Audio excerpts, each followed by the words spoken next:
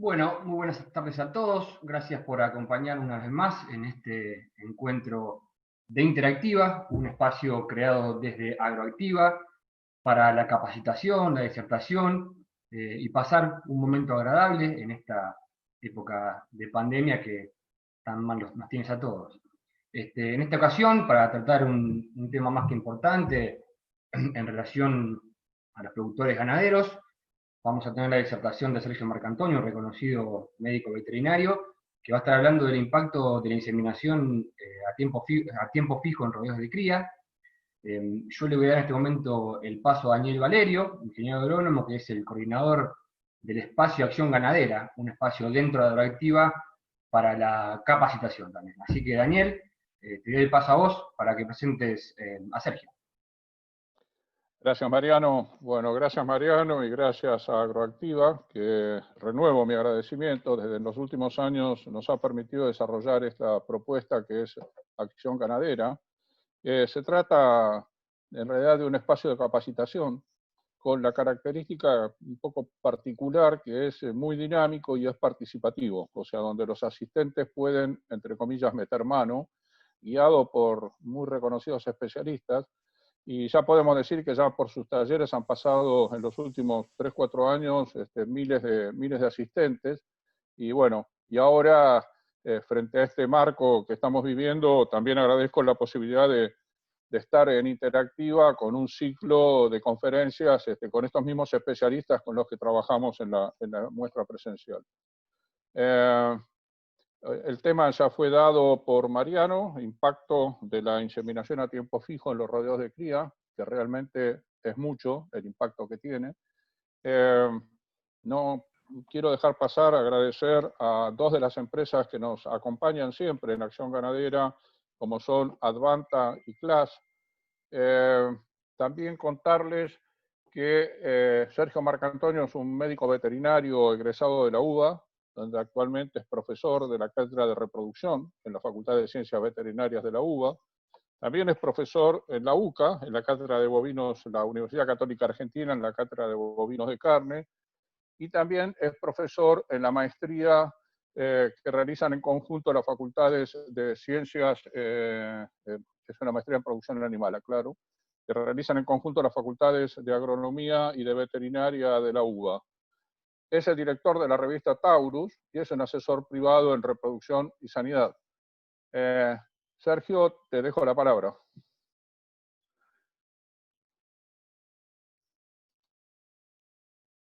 Hola, muchas gracias, Daniel. Muy buenas tardes. Buenas tardes a todos.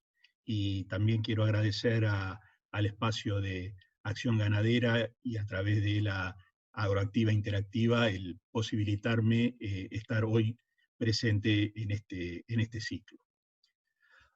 Voy a compartirles pantalla para poder comenzar con la charla. Esta charla fue titulada Impacto de la inseminación a tiempo fijo en los rodeos de cría. Y hablar de la importancia que tiene la inseminación a tiempo fijo yo diría que tendríamos que homologarla a una revolución que ha hecho esta técnica sobre el mejoramiento genético. La realidad es que la IATF ha permitido multiplicar el acceso a esta biotecnología que es la inseminación artificial. Y si hacemos brevemente un poco de historia desde los comienzos de lo que fue la primera inseminación artificial allá por el siglo XVIII, luego sí ya ha comenzado el siglo XX, los estudios que desarrollaron los rusos, avanzando en esta técnica. Hacia mitades del siglo pasado, George Strimberger es el creador de la terminología de la regla AMPM, es decir, cuándo decidir en qué momento inseminar respecto a la detección de celo. También hay un hito hacia mediados del siglo pasado que fue la posibilidad de criopreservar el semen, la posibilidad de congelar el semen, con Christopher Polsch en Gran Bretaña. Esta criopreservación es lo que le permitió abrir, digamos, una dimensión especial a la inseminación artificial, porque ya permitió dejar de lado la barrera del tiempo y de la distancia. Luego hay un profundo avance en el conocimiento de la fisiología de la reproducción con el advenimiento de la ecografía. Y eso es lo que finalmente termina llevando al día de hoy a la posibilidad de desarrollar estas inseminaciones a tiempo fijo. Pero yo quiero remarcar entonces como los dos grandes hitos que han permitido diseminar la inseminación, como son, en primera instancia, la preservación y, en segunda instancia, el control de la ovulación, el control hormonal, que es lo que ha permitido entonces la inseminación a tiempo fijo. De alguna manera yo hago un paralelismo con lo que ha sido con la telefonía celular, o desde los primeros teléfonos, cómo han ido evolucionando hasta directamente llegar a hoy a estos equipos que además son teléfono, que tienen todo un montón de cosas atrás. Si hablamos de cuál es el impacto que tiene la inseminación artificial, digamos que no cabe duda que es una poderosísima herramienta de mejoramiento genético. ¿Y cómo es que logra este mejoramiento genético? Básicamente a través de lo que podríamos decir es la accesibilidad a la buena genética. De alguna manera, yo hago el paralelo como si en un equipo de fútbol de un colegio pudiera jugar Messi. Ese sería el equivalente a la posibilidad que nos brinda la inseminación. Introducir genes de animales sumamente superiores en cualquier establecimiento. Entonces, por un lado, lo que hablamos de la accesibilidad. Por otro lado, la velocidad de ese mejoramiento genético. Es decir, de alguna manera la inseminación permite que los genes se desplacen como por autopista, y llegar verdaderamente con un gran impacto y rápidamente a cada uno de los animales del establecimiento. Y el otro gran componente del mejoramiento genético que aporta la inseminación es la información. Gracias a la inseminación artificial podemos tener información confiable de una gran cantidad de rasgos, de caracteres que son de importancia para la producción. Entonces, haciendo un poco el juego de palabras con estas iniciales, decimos que la inseminación artificial es la vía por la cual transita el mejoramiento genético. Luego de esta pequeña introducción, les voy a mostrar cuál va a ser el camino que vamos a seguir. Vamos a hablar algunos rasgos, pinceladas de cómo es el mercado de semen en la Argentina, plantear por qué decimos que es una revolución la IATF, cómo ha ido evolucionando esta biotecnología a lo largo de los últimos años, cuáles son los beneficios que aporta concretamente a los rodeos de cría, y arribaremos a algunas conclusiones. Si nos referimos al mercado de semen, les presento aquí estadísticas que permiten mostrar la evolución de la comercialización de semen en la Argentina en los últimos 11 años. Estos son datos provistos por Cavia, son muy frescos, ven que tenemos incluso datos hasta del 2019, donde podemos ver la evolución que ha tenido el volumen de venta de semen por las empresas asociadas a Cavia. Se estima que esto representa alrededor del 80% del volumen del mercado de la Argentina. Nosotros vemos que desde 2009 hasta el 2019 prácticamente se ha duplicado la cantidad de dosis de semen comercializadas. Y este gran crecimiento que ha tenido está directamente vinculado con la posibilidad de utilizar la IATF. Y vemos cómo se distribuye la proporción en lo que se refiere a las dosis de razas carniceras y razas lecheras. Alrededor de un poco menos del 60% son razas carniceras y un poquito más del 40% de razas lecheras, de esas 6,5 millones de dosis comercializadas en el 2019. Vemos también que dentro de las dosis vendidas por las empresas argentinas, el grueso, el 85%, tuvo como destino el mercado interno, y hubo un 15% que se exportó fundamentalmente en gran medida a países vecinos y otros países también de Latinoamérica. Si vemos entonces ya la cantidad de dosis que quedaron en la Argentina, vemos que el 54% es de origen nacional y el 46% son dosis que vienen del exterior. Y aquí también, si vemos, nos concentramos en las razas carniceras y las razas lecheras, dividimos este volumen y lo hacemos horizontalmente, vemos que dentro de las razas carniceras el 89% tiene participación el semen nacional, en cambio en las razas lecheras el 80% tiene participación el semen importado.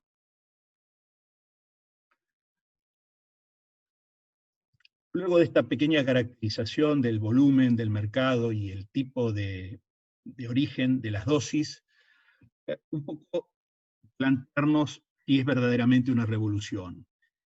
Y quizá la gente más joven lo toma como una característica ya asumida, así como muchas otras cuestiones, pero quienes tenemos ya más años, ver por ahí corrales llenos, completos, para inseminar en un solo día, y muchas veces inseminar 300, 400 animales en una mañana, realmente yo cada vez que estoy me tengo que pellizcar porque me parece que lo estoy soñando.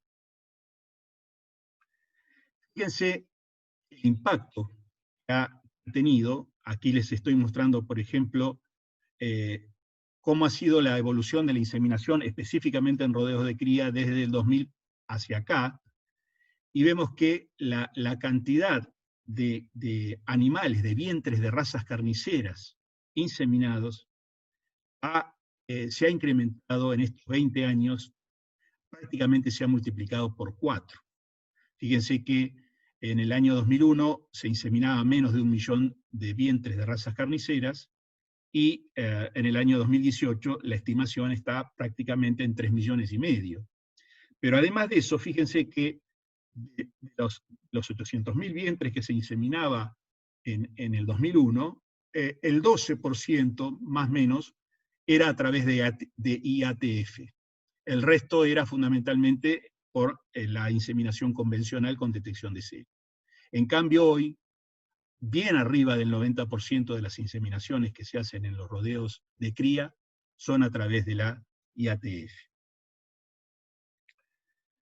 Si tuviéramos que hablar de cuáles son los aportes que ha realizado la IATF, deberíamos decir que minimiza las exigencias en equipamiento, instalaciones que tiene que tener el establecimiento para poder inseminar. Profesionaliza el servicio.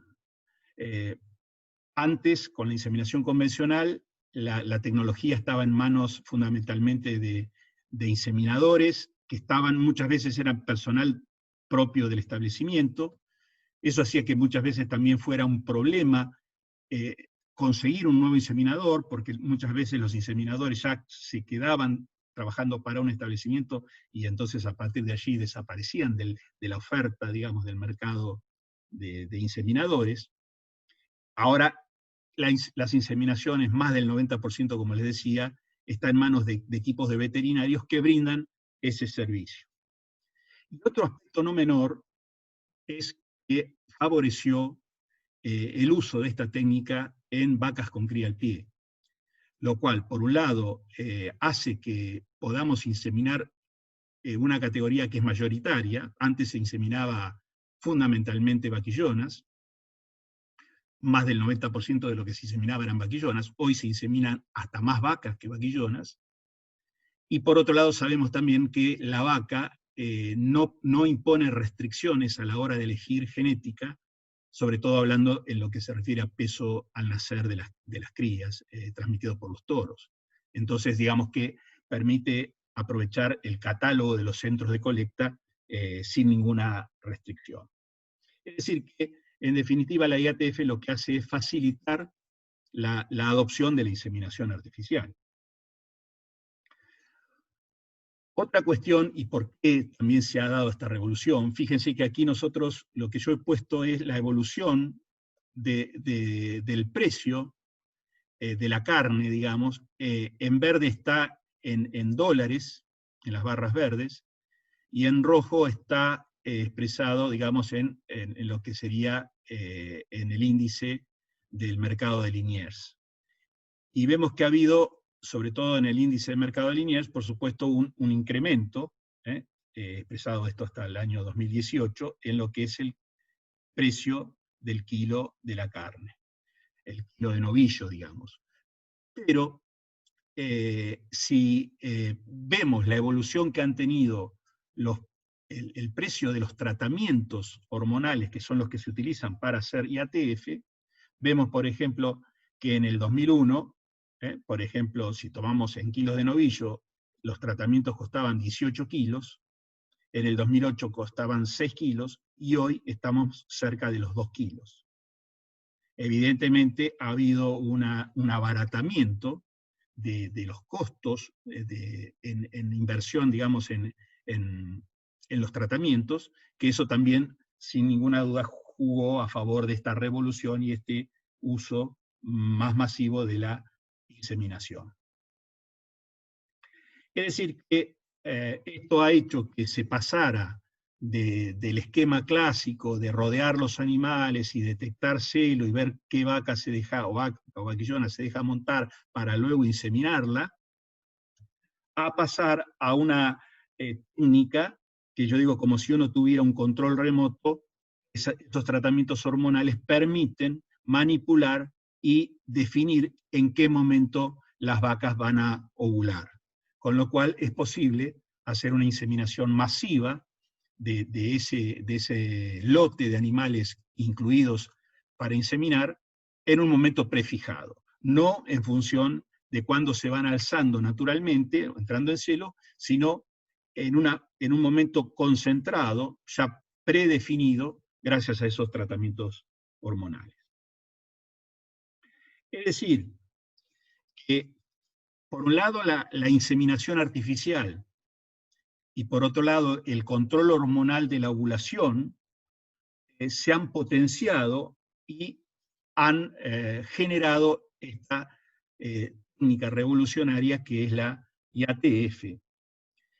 Esa combinación entre la inseminación y el control de la ovulación ha permitido lograr en los rodeos no solo un impacto genético por el lado de la inseminación, sino también un impacto reproductivo por el lado del control de la ovulación y el ordenamiento de los servicios y de las preñeces, como vamos a ver.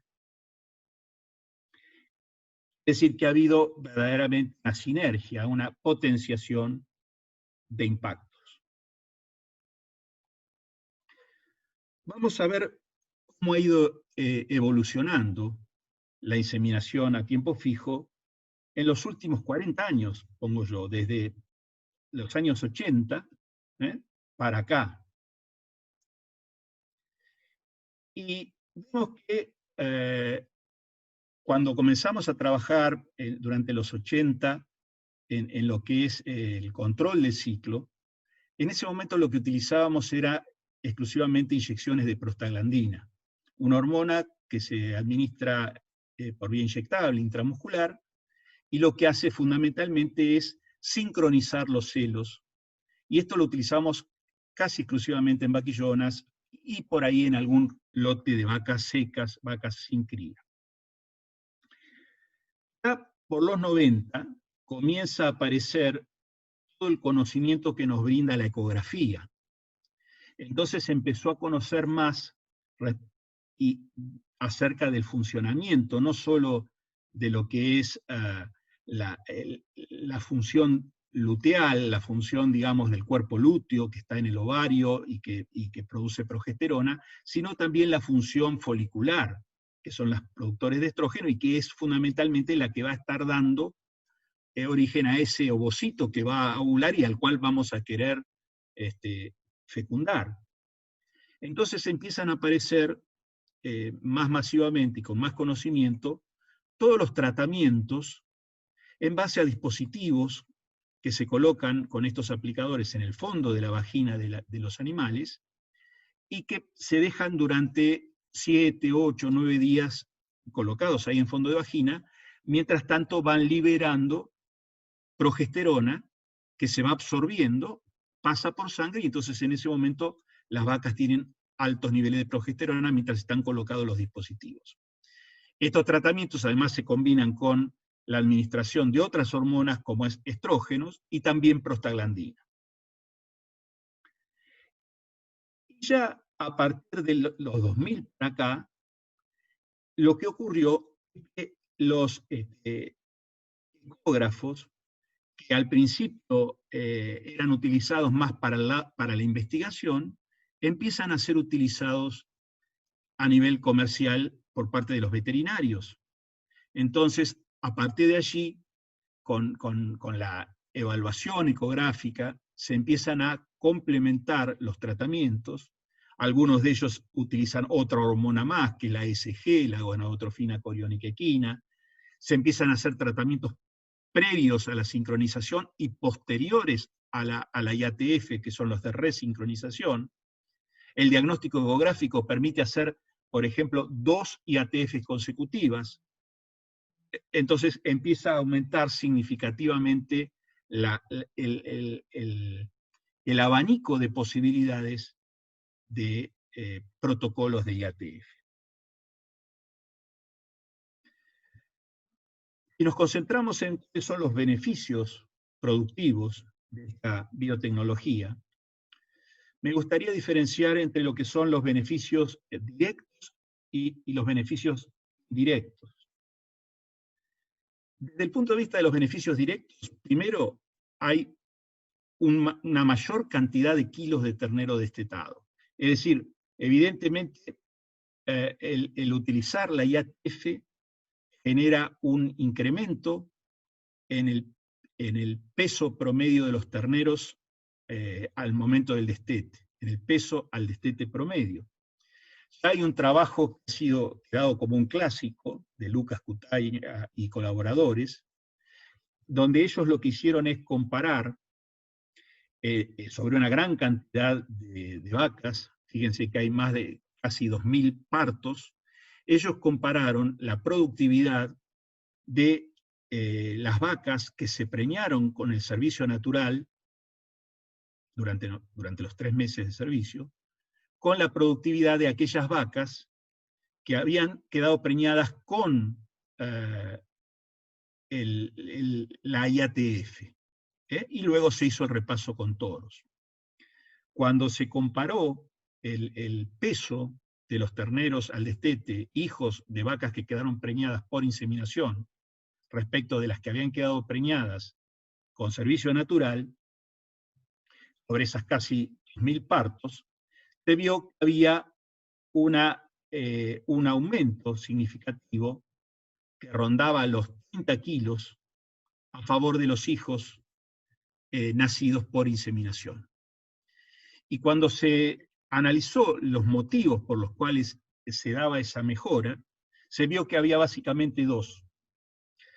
Por un lado, los terneros eran más pesados, los hijos de inseminación, porque nacían más temprano, porque sus madres se preñaron el día de la inseminación, el día 1 del servicio, con lo cual eran terneros más grandes, de más edad y por lo tanto más pesados, pero esa diferencia digamos, de edad no llegaba a explicar el total del mejor peso, por lo tanto la diferencia está también dada por la mejora genética. Es decir, que los terneros, en definitiva, hijos de inseminación, tienen un 20% más, en este caso, de productividad sobre un peso al destete de 170 kilos, generado, por un lado, porque nacieron más temprano.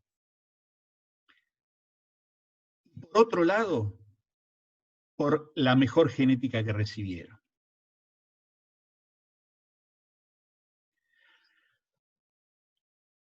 Yo hice simplemente un modelo para tratar de explicar, ponerle números a ese impacto, haciendo simplemente un cálculo matemático.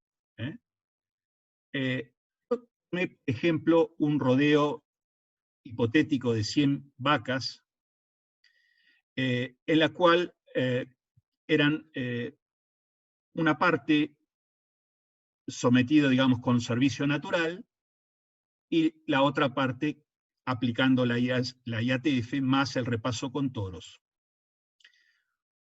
Un rodeo que con una buena condición corporal, de 3 en una escala de 1 a 5, y lo que hice fue proyectar en función de la ciclicidad estimada y en función de la fertilidad, tanto por inseminación a tiempo fijo como por el servicio natural, lo que hice es proyectar las preñeces en los primeros 25 días de servicio.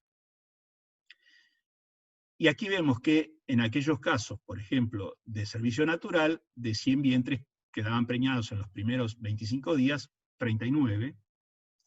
En cambio, en los de IATF más servicio natural quedaron preñados 50, básicamente porque en los primeros días, o sea, en el día de la IATF, quedaba preñada una cantidad significativamente mayor producto del tratamiento. Si seguimos avanzando y consideramos todo el periodo de servicio, vemos que las diferencias tienden a equipararse un poco, pero vemos que la preñez acumulada, por ejemplo, en este rodeo con buena ciclicidad, con muy buena fertilidad, con muy buena sanidad, logra el 93% de preñez. En cambio, en el caso de la IATF más el repaso con toro, logra un 98% de preñez. Es decir, que hay 5 puntos porcentuales superiores o extras por haber utilizado la IATF. Y además, cuando calculamos el intervalo promedio desde el inicio del servicio hasta la preñez, cuánto tardan todas las vacas que se preñan en promedio hasta alcanzar la preñez, en el caso del servicio natural, ese intervalo promedio fue de 35 días, y en el caso de haber utilizado IATF, ese intervalo promedio fue de 26 días. Es decir, hay 9 días menos de tiempo entre que inició el servicio y que las vacas en promedio quedaron preñadas, producto de esta inicial distribución más temprana en las preñeces.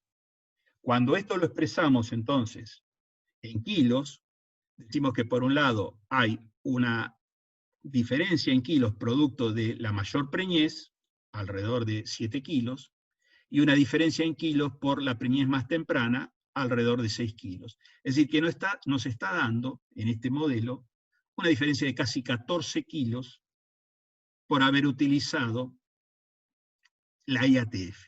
Fíjense que el modelo de Lucas Cutaya, cuando compara vacas, o mejor dicho, terneros, hijos de vacas de inseminación, respecto de terneros, hijos de vacas con servicio natural, está comparando directamente las que quedaron preñadas con inseminación y las que quedaron preñadas por servicio natural. Este es un modelo donde la diferencia es promedio, con lo cual estamos partiendo de un supuesto de que la mitad de las vacas han quedado preñadas por inseminación, con lo cual estos 14 kilos serían los equivalentes a 28 kilos, más o menos, siguiendo el modelo de Lucas Cutaia. Entonces, beneficios directos: una mayor cantidad de kilos de ternero destetado, una mayor calidad de los terneros logrados por la genética, una mejora genética, no solo va a quedar en los terneros, sino que en las terneras va a quedar como parte de la recría, como parte de la reposición, es decir, que esa inversión en genética queda también en el establecimiento. Y otro beneficio directo que muchas veces no es contemplado es la reducción en la necesidad de los toros, porque si nosotros estamos empeñando más o menos la mitad de las hembras por inseminación artificial, estamos bajando la necesidad de toros para repaso. Fíjense, si nosotros hablamos de un rodeo de 1000 vientres, y supónganse que estamos utilizando, hay 1000 vientres vacíos al comienzo del servicio, y estamos utilizando un 4% de toros, vamos a necesitar 40 toros. Ahora, si hacemos IATF y supónganse que preñamos el 45%, no digamos 50, el 45% con la IATF, ya nos quedan 550 vientres vacíos de los 1000. Si usamos ese mismo 4%, ya necesitamos 22 toros y no 40. Con lo cual, hay un ahorro importante también en la inversión en toros. O como a veces yo digo, por ahí podemos destinar el mismo dinero, pero eligiendo toros de mejor calidad. Y por otro lado también, la IATF aporta beneficios indirectos, como son, por ejemplo, el ordenamiento del rodeo, el pasar los animales por la manga, va a estar todo mucho más, vamos a estar más encima del rodeo y poder estar prestando atención sobre muchos otros aspectos.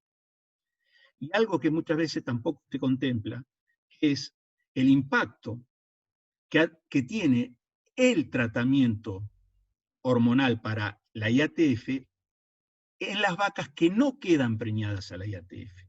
Porque uno dice, bueno, fenómeno, ¿cuántas vacas se preñan? Tantas.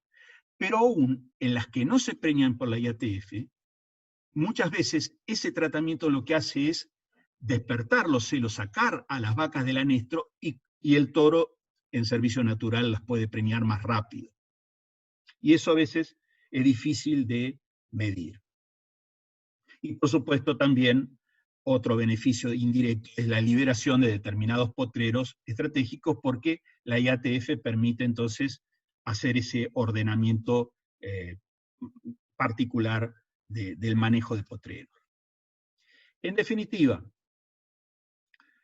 cuando uno habla de resultados de la IATF, tiene que diferenciar entre lo que son los resultados biológicos, pero también los resultados productivos. Es decir, no solo quedarnos con el porcentaje de preñez que logré, que sería la parte biológica, sino también ver qué impacto tuvo ese tratamiento sobre el global del rodeo, aún sobre los vientres que no preñé.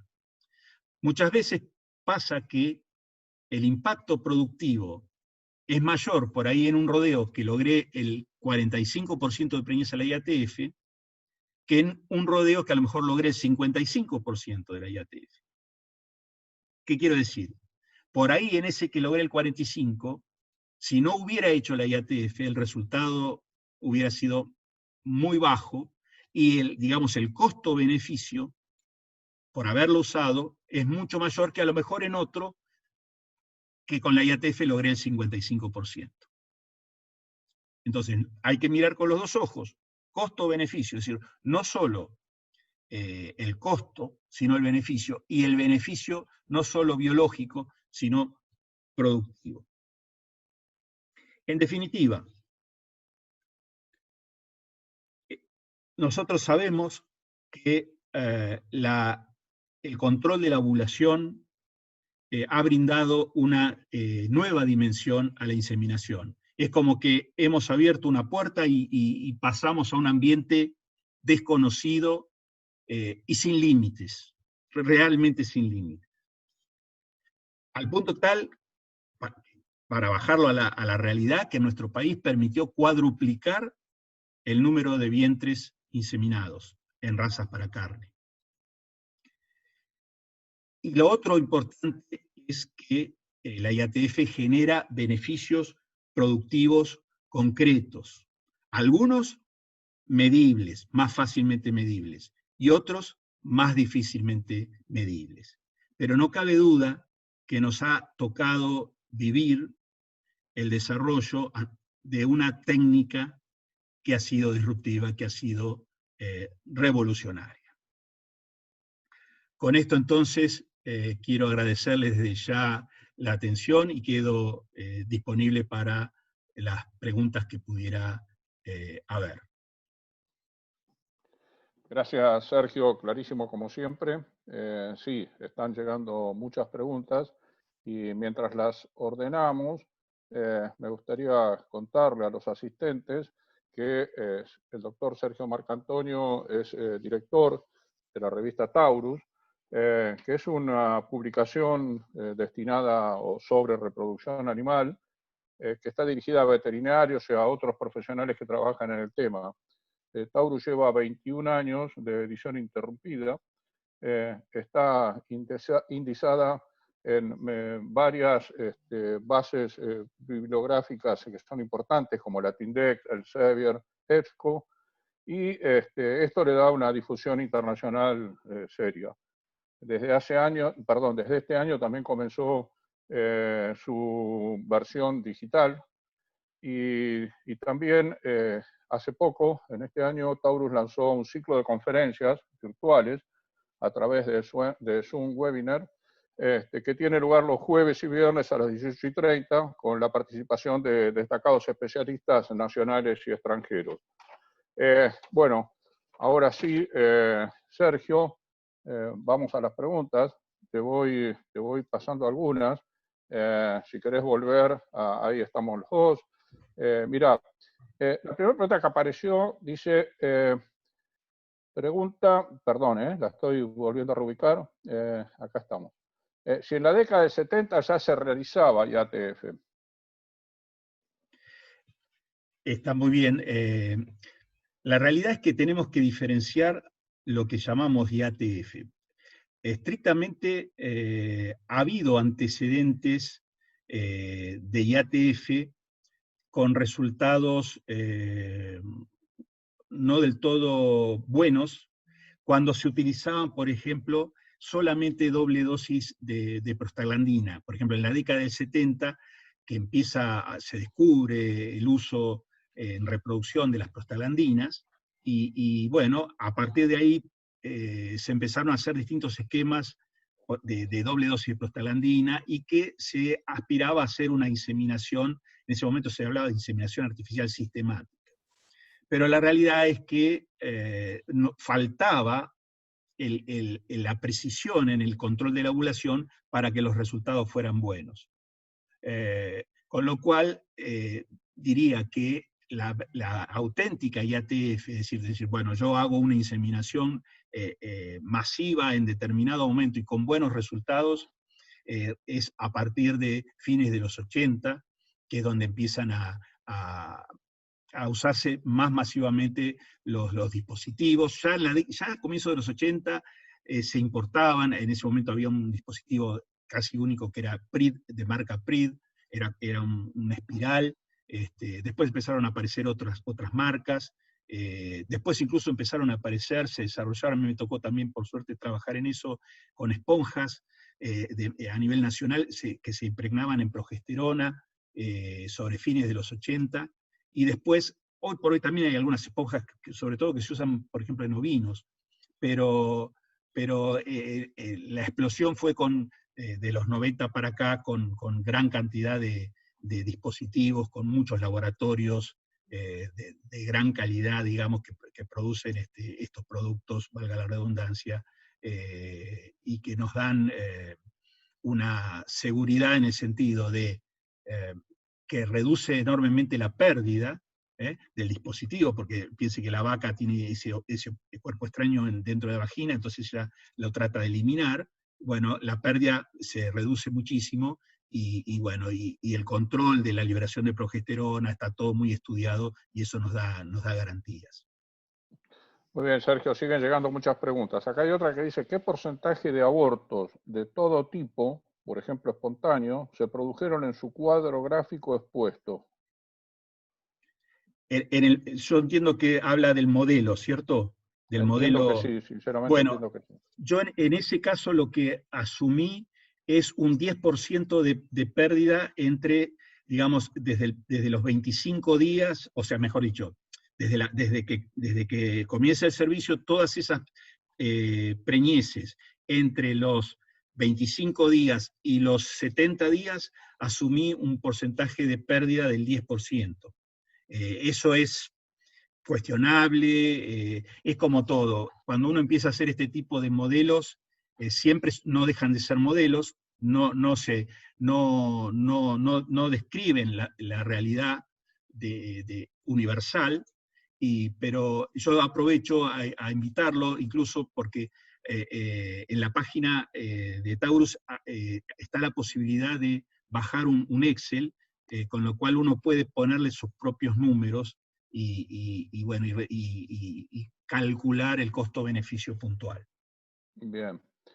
Vittorio Monti hace dos preguntas. La primera es, con la IATF, perdón, ¿tenemos mayor orden de las pariciones en general?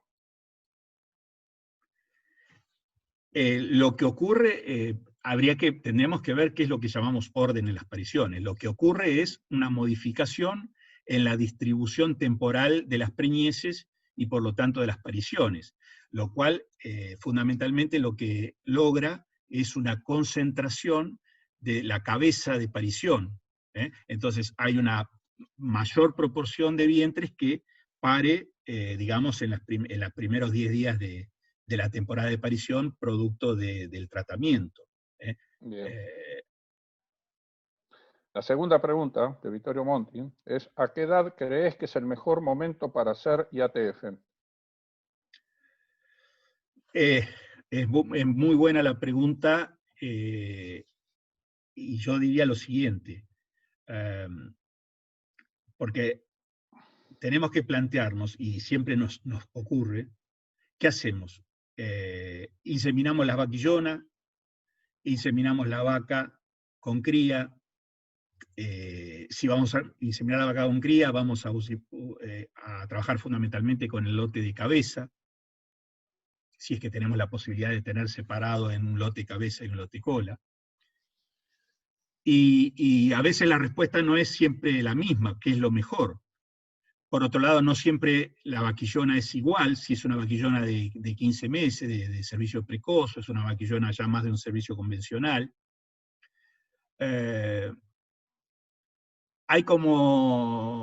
Y por otro lado, lo que les decía antes, no solo ver el resultado biológico, sino el resultado productivo, porque por ahí uno dice, bueno, fenómeno, yo quiero tratar de asegurarme un buen resultado, entonces me voy a ir sobre la vaquillona. Si hay un lote de vaquillonas que están lindas, bien seleccionadas y todo, bueno, me va a dar una garantía. Pero a lo mejor el beneficio de la técnica me lo devuelven por ahí más la vaca de segundo servicio, a lo mejor, que sabemos que es la más complicada de preñar. Y a lo mejor en esa vaca no vamos a lograr el resultado de la IATF que lograríamos a lo mejor en la vaquillona. Pero otra vez, viendo el cuadro completo, a lo mejor al establecimiento le aporta más usarlo en la vaca de segundo servicio. Entonces, hay que ver un poco cada objetivo en particular, y no hay una respuesta única de qué categoría es mejor para ser utilizada. Lo que sí, en la categoría que decidamos, yo diría dos cuestiones fundamentales. Una, seleccionarla. Y ahí implica la mano del veterinario, es decir, bueno, fenómeno, de esta cantidad de vacas, ¿cuáles están en condiciones de poder ingresar al protocolo? Entonces, ese es un punto muy importante.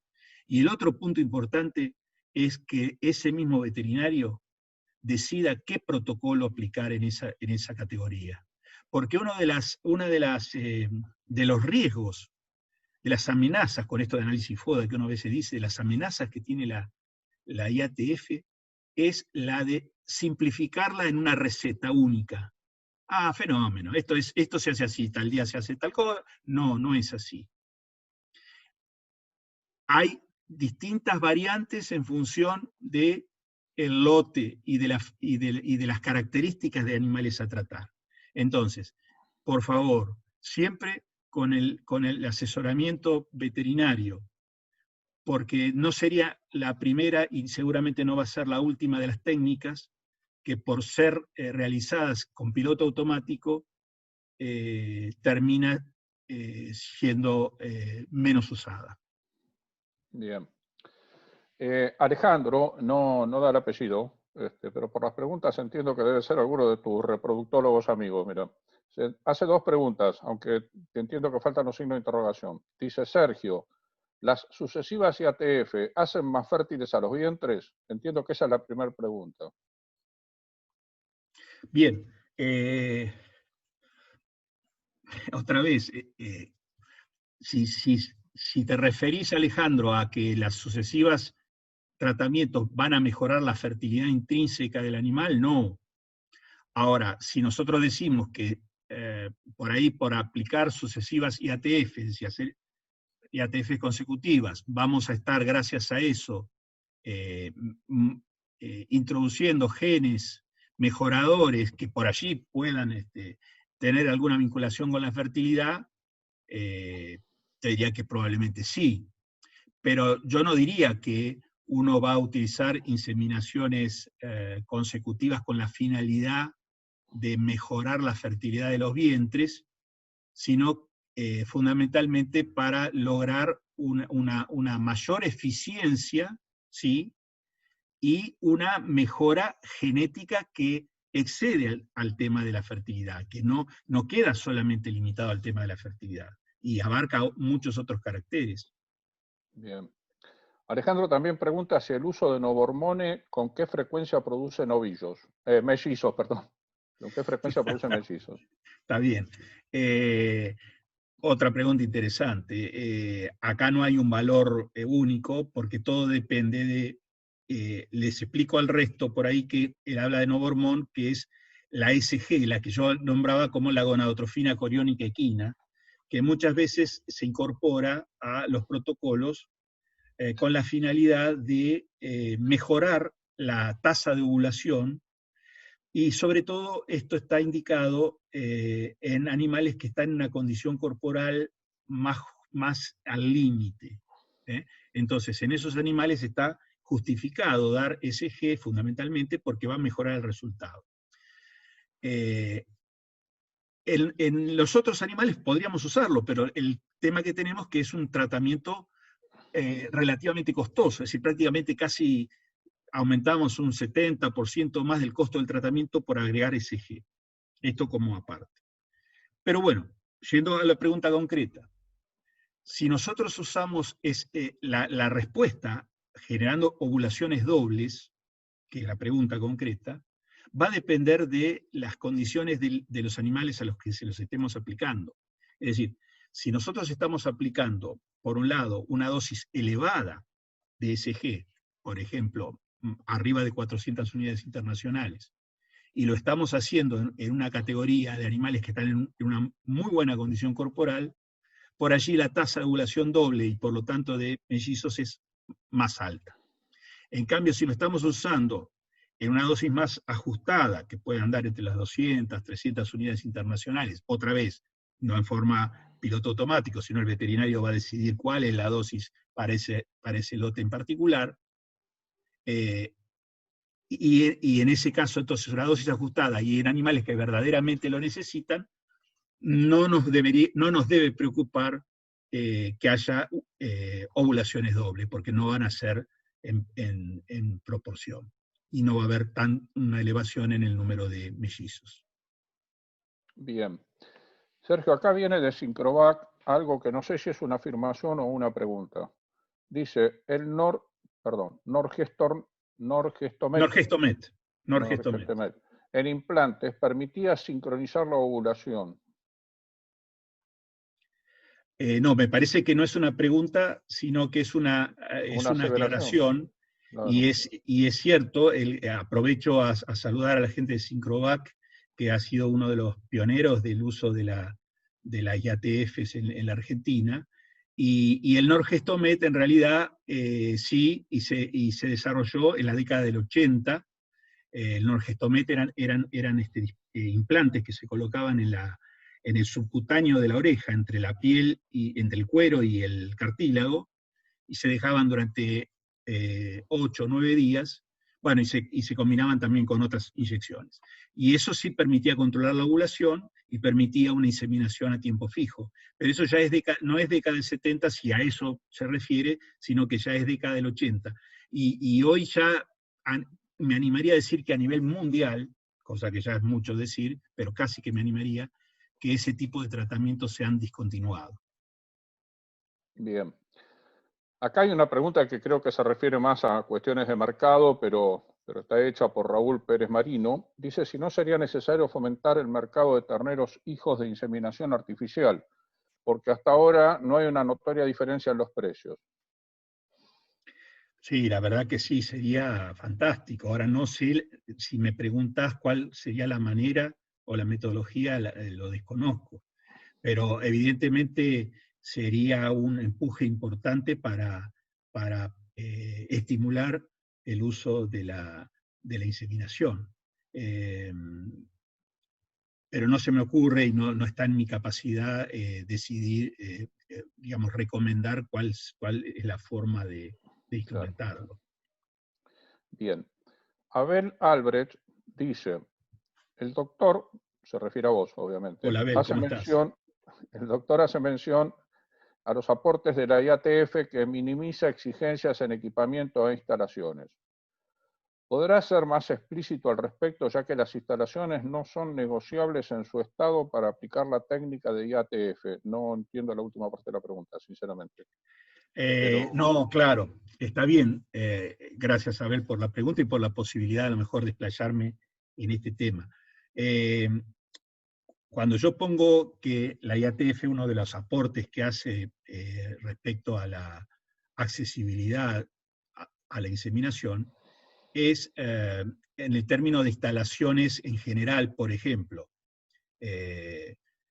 apotreramientos, nivel de apotreramientos que con las inseminaciones convencionales tienen mayor exigencia que con la IATF, porque nosotros manejamos todo en un bloque y con las inseminaciones convencionales había que tener potreros para donde se detectaba celo, las vacas o hembras que se inseminaban se llevaban a otro potrero, después se volvían a juntar, etcétera, etcétera. Respecto de las instalaciones propiamente de inseminación, lo que es la casilla, el cepo, es cierto que tanto en un caso como en otro requieren tener un buen funcionamiento, y eso es clave. Es clave porque, y sobre todo es más clave aún en una IATF, donde por ahí tenemos que inseminar 70, 80, 100 animales por hora, lo cual tiene que funcionar muy bien toda la instalación, desde el huevo, digamos, hasta el cepo final, tiene que funcionar y tiene que haber personal. Eso no cabe duda que eso es así. El tema es respecto al apotreramiento, como les decía, y sobre todo al equipamiento, donde, por ejemplo, hoy de pronto un productor puede incursionar en una IATF sin tener siquiera un termo de inseminación, porque se lo puede aportar, por ejemplo, la empresa veterinaria que le brinde el servicio. Bien. Acá Alejandro, no está su apellido, entiendo que es el mismo Alejandro que nos preguntó antes, pregunta si se pueden volver a usar los dispositivos intravaginales. Bien, es buena la pregunta y hemos pasado por eso. Y yo diría que, primero, ¿se puede? Se puede. Hay básicamente dos grandes tipos de dispositivos, o dos grandes grupos de dispositivos. Dispositivos que tienen más de 1 gramo de progesterona y dispositivos que tienen menos de 1 gramo de progesterona. Al principio, los dispositivos tenían más de 1 gramo de progesterona, entonces nosotros, los veterinarios, empezamos a, típico planteo nuestro, de que lo descartable no es descartable, y entonces se lavaban, se reacondicionaban y se volvían a usar. E incluso a veces se han llegado a usar hasta 3 veces. El 0 kilómetro, el nuevo, usarlo otra vez más y otra vez más. Porque la cantidad de progesterona que tenían, algunos tenían hasta casi 2 gramos, alcanzaba. Después la industria empezó a desarrollar, como respuesta a esto, dispositivos que llaman de monodosis, como diciendo, no, usarlo una sola vez. Porque tienen más o menos medio gramo, un poco más, un poco menos de progesterona. Entonces hoy nos encontramos con las dos posibilidades, los dispositivos reutilizables y los dispositivos monodosis. Personalmente prefiero los de monodosis, donde yo sé que los uso, los tiro, tendré que ver bien, sobre todo hoy con todo lo que es la conciencia del medio ambiente. Es cierto que hay mucho plástico que se está descartando, eso es así, pero desde el punto de vista de la higiene, me refiero de ese dispositivo que yo no lo uso y lo tiro, en cambio en el otro lo voy a tener que limpiar y lo voy a tener que acondicionar y usarlo, muchas veces la higiene está más comprometida en las vacas que reciben el de segundo uso o incluso el de tercer uso. Y además es un trabajo enorme. Después del retiro de los dispositivos, que a lo mejor son 200, 300, 400 dispositivos, que hay que lavar uno por uno, hay que dejarlo secar, hay que conservarlo en buenas condiciones. La realidad es que si puedo utilizar un dispositivo de monodosis, ni lo dudo. Bien, esperemos que tengas un rato de tiempo porque tenemos en este momento 16 preguntas más. Yo no tengo problemas. Macanudo, seguimos. Hasta 6:30 no tengo problemas. Acá César Arreceigor. César, ¿cómo estás? Arreceigor, perdón. El uso de los retroauriculares. No, dice solo eso. El uso de los retroauriculares. No sé a qué se refiere, no sé, César, a qué te referís. No, dice solo eso. Pasemos a otra pregunta, a lo mejor nos vuelve a aparecer si nos está escuchando y nos amplía un poco la pregunta, ¿te parece? Bien.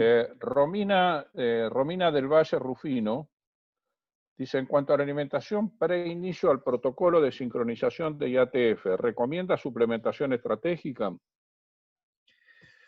Sí, yo no soy un nutricionista, pero evidentemente todo lo que pueda favorecer el que la vaca o la hembra esté llegando al momento de la IATF en una mejor condición y sobre todo si es lo posible con un plano ascendente en cuanto a condición corporal, va a ser favorable.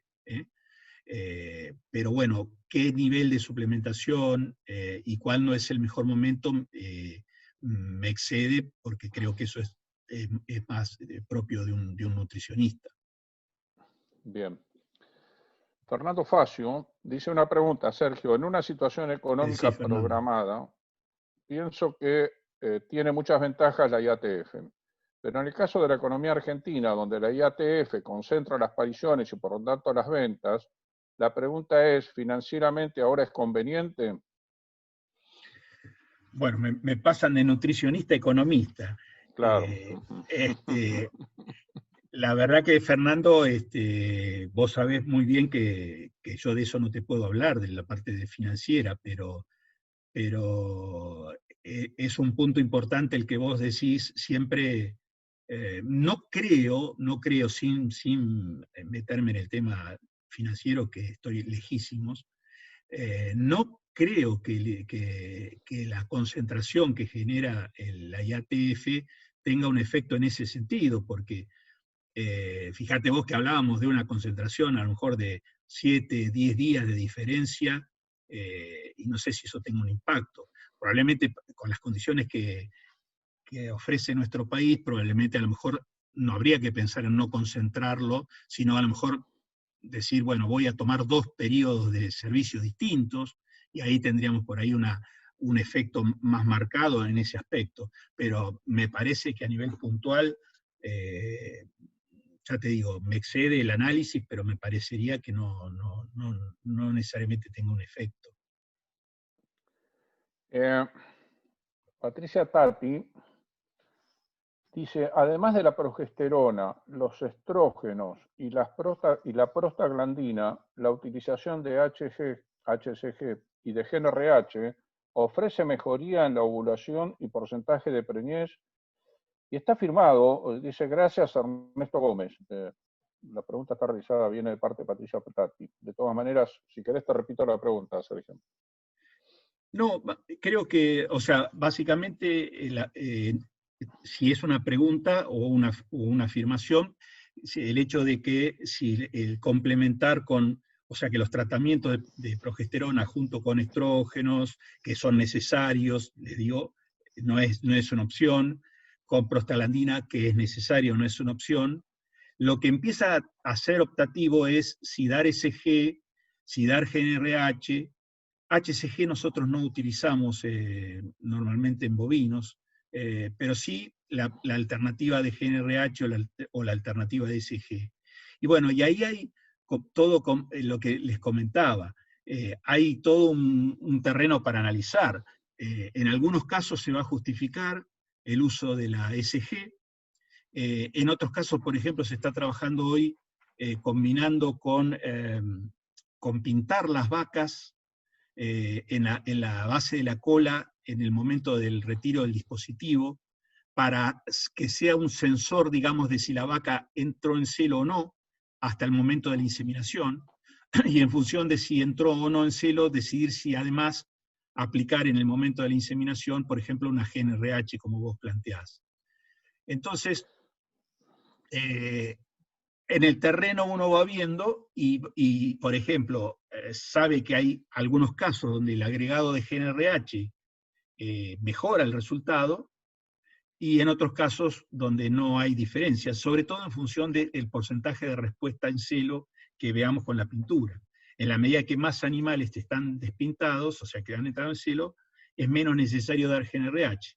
Ahora, cuando hay más proporción de animales que mantienen su pintura, la GnRH se justifica más. Entonces, esto es lo lindo de esta metodología, que otra vez, no es una receta que se copia, sino que hay que ir armándola a medida. A ver, la misma persona pregunta, dice, hace una aclaración, dice, perdón, no es HCG, entre paréntesis es la humana, sino CG. Pero también pregunta sobre el costo de una inseminación actual, 2 kilos de novillo. ¿A qué se refiere? ¿A las pastillas, la medicación, el profesional? No, esos 2 kilos más o menos está relacionado con los tratamientos. Ahí implica específicamente todo lo que son dispositivos, inyecciones, descartables, desde guantes hasta jeringas, agujas.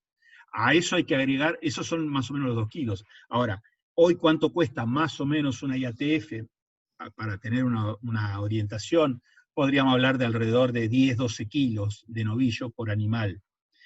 ¿Cómo se conforma ese costo?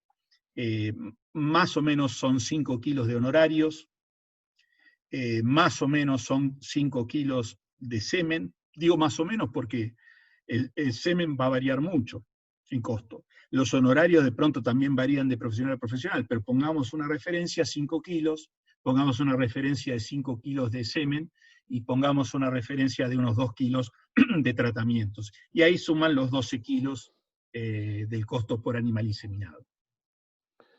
Sergio Sincrovac vuelve a preguntar, posiblemente está referido a su pregunta anterior, la podemos buscar. Dice, ¿y cuáles son las vacas que pueden ser tratadas?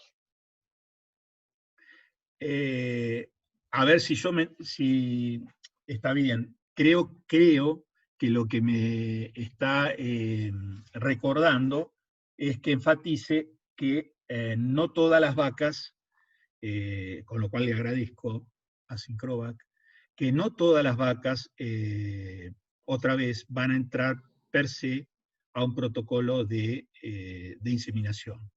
Y por eso otra vez la importancia de la selección que yo les decía. Entonces, básicamente hay dos grandes requisitos en el caso de las vacas que deben cumplir para poder ingresar a un protocolo. Uno diría una condición corporal mínima, de grado de gordura, flacura mínimo, en una escala de 1 a 5 podrá ser 3, podrá ser 2,75, y el otro factor a cumplir es un tiempo de parida, un tiempo de posparto mínimo, que en general ronda los 40 días. Es decir, que para que una vaca pueda incorporarse a un protocolo, una vaca con cría al pie, tiene que tener una condición corporal mínima y un tiempo de posparto mínimo. Por eso que yo hacía referencia a que muchas veces lo que se hace es trabajar sobre la cabeza de parición, que es la que nos brinda ese tiempo de posparto sobrado, digamos. Bien. Víctor Manuel Dopaso dice, hola, no quisiera ser irrespetuoso porque entré tarde a la sala y quizás ya se hizo referencia.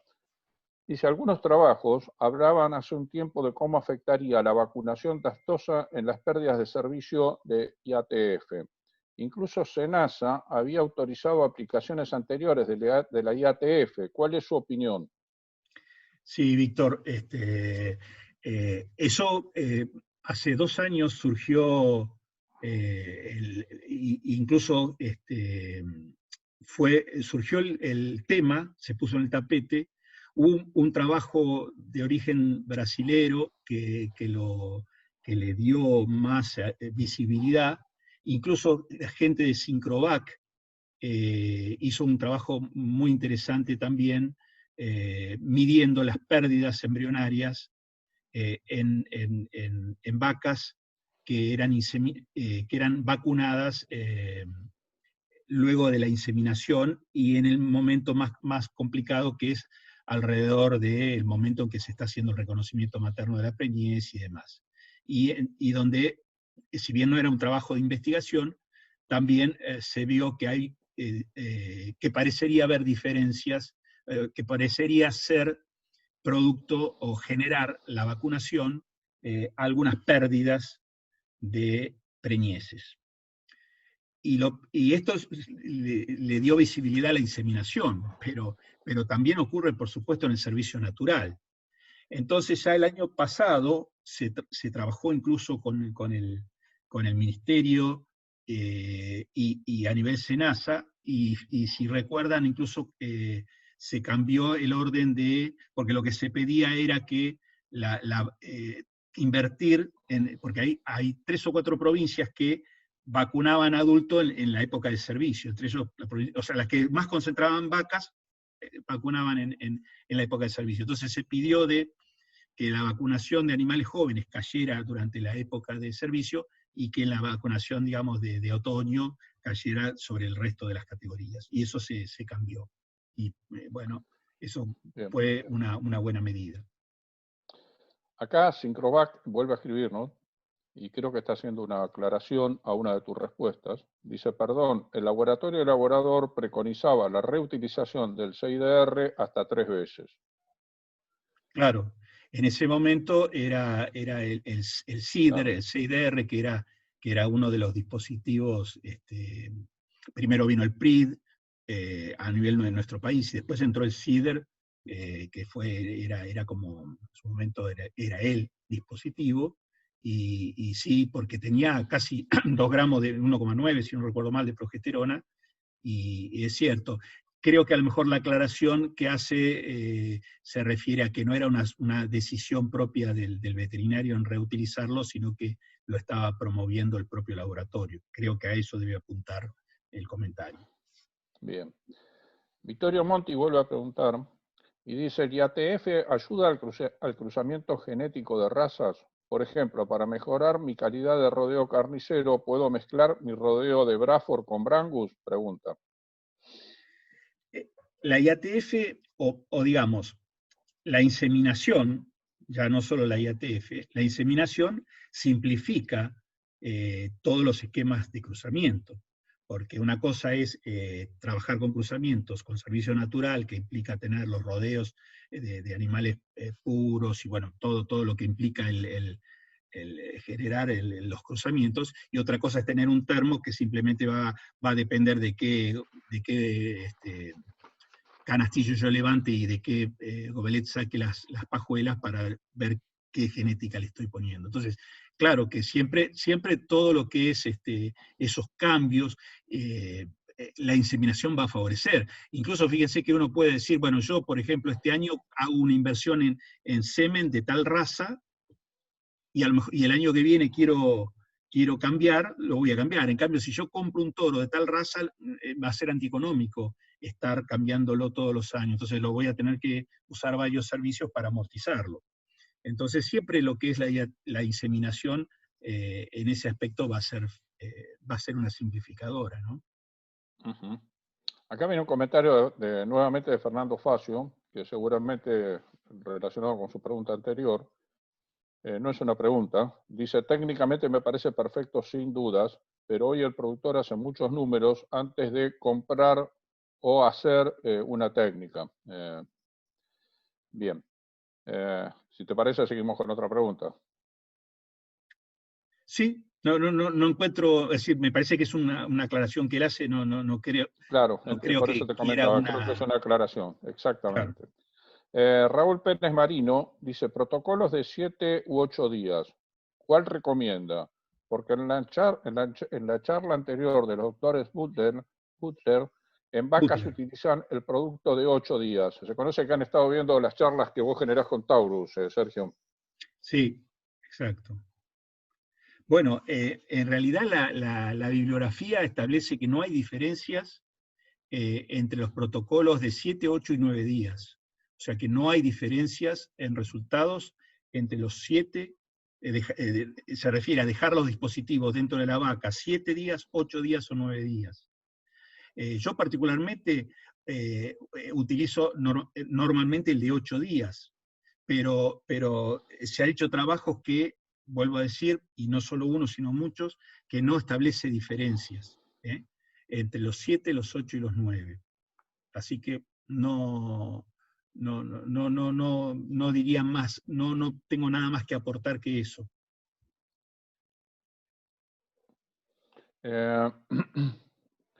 Acá creo, sí, otra vez Sincrovac.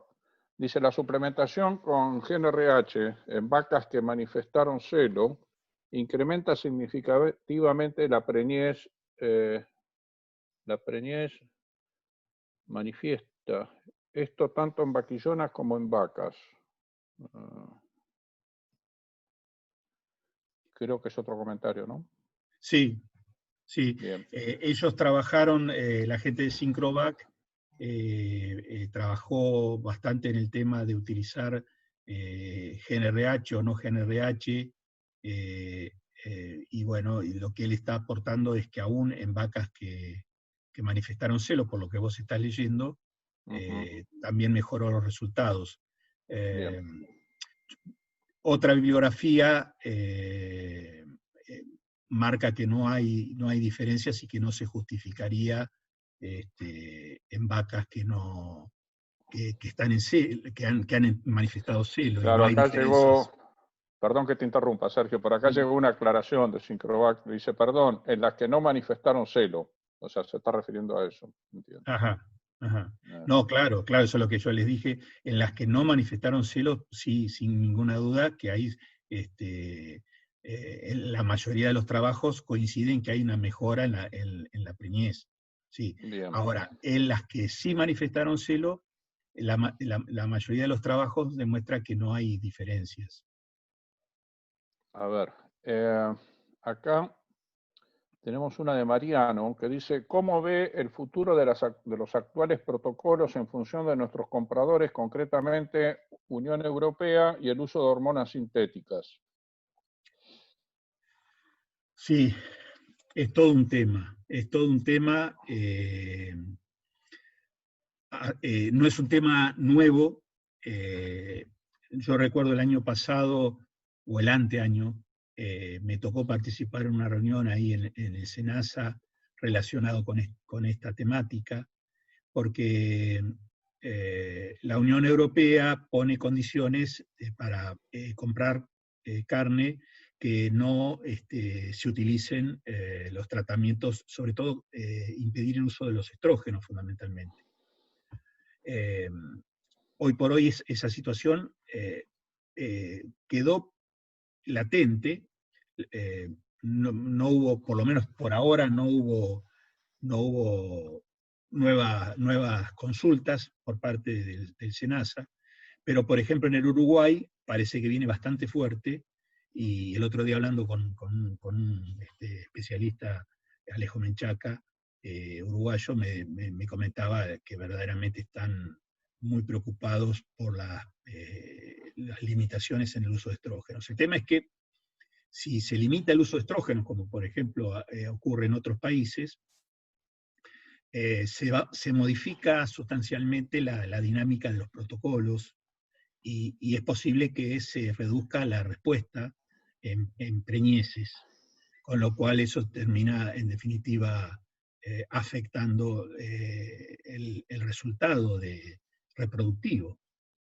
Pero muchas veces, lamentablemente, otra vez hay que poner la mirada un poco más amplia y ver el impacto económico que puede significar cerrar un mercado como es el europeo. Entonces, desde el punto de vista técnico, no hay ninguna razón, digamos, sustentable para decir que el uso de los estrógenos sea nocivo para la salud humana. Ninguno. Bien. Última pregunta, Sergio. Dice Patricia Tati, ¿es conveniente utilizar las vacunas reproductivas y cuánto antes? Bueno, en términos generales sí, siempre la vacunación, por supuesto que después va a depender de cada establecimiento en particular, pero siempre las vacunaciones reproductivas que se hacen habitualmente pre-servicio, normalmente lo ideal es hacer, a veces no es fácil, pero lo ideal es hacer una doble vacunación, o sea, separada por lo menos, no menos de 2 semanas entre cada una de ellas, y que entre la segunda vacuna y el comienzo del servicio transcurran otras 2 semanas. O sea que más o menos un mes antes, repetir a los 15 días y luego comenzar el servicio. Pero esto, que es muy lindo decirlo y muy fácil decirlo, a veces no es simple, sobre todo esto es fácil de aplicar en vaquillonas, pero en vacas no es tan simple, porque bueno, son animales con cría al pie y demás, y esas movilizaciones por ahí no son tan sencillas de hacer. Pero por lo general sí es recomendable el uso de estas vacunas reproductivas. Sergio, yo estoy seguro que si esto fuese presencial recibirías un gran aplauso. Todo lo que yo puedo hacer es, en nombre de todos los que te escuchamos, agradecerte la claridad, agradecerte todo lo que expusiste y también agradecerte toda esta cantidad de respuestas que nos has dado a través de las preguntas de quienes quienes están conectados con nosotros, metidos en el aula, a quienes le agradecemos su presencia. Así que, Sergio, muchísimas gracias. Otra vez gracias en nombre de Acción Ganadera y de Agroactiva, por supuesto. Gracias. Muchas gracias a vos, Daniel, gracias, Mariano. Ha sido un gusto, bueno. Y gracias a toda la gente, sobre todo por interesarse y por participar y hacer las preguntas que han enriquecido un poco este tiempo. Bien, que estés muy bien. A mí Gracias. me resta decir que vuelvo a agradecer a empresas patrocinantes como Clase Advanta. Por otro lado, invitarlos para el lunes que viene, el lunes 29 de junio a las 17 horas, tenemos a otro gran disertante, un veterinario y máster en nutrición animal, que es Leonardo Abdelhadi, y él va a hablar sobre los sorgos forrajeros y diferidos, y va a dar las claves para potenciar la producción ganadera tanto estival como invernal. Así que los esperamos el próximo lunes 29 a las 17 horas, y los dejo con Mariano. Gracias a todos. Bien, Daniel, muchas gracias a vos también. Sergio, como siempre es un gusto escucharlo, un fenómeno en lo que hace. Para quien quiera charlar con él presencialmente, los esperamos del 28 al 31 de octubre en Agroactiva, en el espacio de Acción Ganadera, donde todos los años Sergio expone, da talleres, recibe a un montón de interesados, de estudiantes. Es una acción muy linda que hacemos en el marco de Agroactiva. Agradecerles por participar de esta charla y decirles que a partir de mañana vamos a cargar esta hermosa charla en nuestro canal de YouTube. y bueno, la recibirán cada uno en su mail. Así que sin más, muy buenas tardes y los esperamos en el próximo encuentro.